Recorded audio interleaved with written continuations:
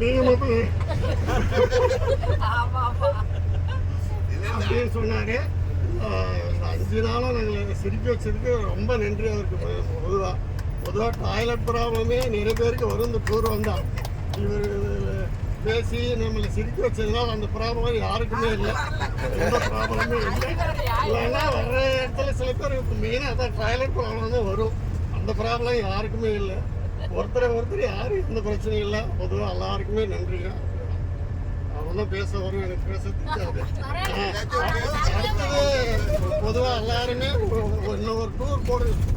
ஒரு 22 பேர் வந்தாலும் சரி, இன்னும் யாராவது வந்தாலும் சரி, நல்ல ஒரு டூர் போகிற மாதிரி போகலாம். அதுக்கு மெயினாக சீனிக்கு சொல்கிறேன், நீங்கள் ஒரு டூர் ஏற்பாடு பண்ணுங்க.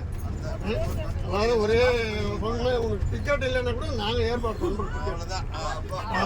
டிக்கெட் ஏற்பாடு பண்ணி தரோம். எங்களோட 8-10,000 பேர் கூட கூட்டோம், எந்த பிரச்சனையும் இல்லாமல். அதனால் சீக்கிரம் முதல்ல நீ மேரேஜ் பண்ணு, இன்விடேஷன் அனுப்பு. எல்லாருமே குரூப்பாக வரும், ஒரு சொந்தக்கார மாதிரி வரும், அண்ணன் தம்பி மாதிரி மாமன் மாதிரி வரும். நன்றி. நன்றி.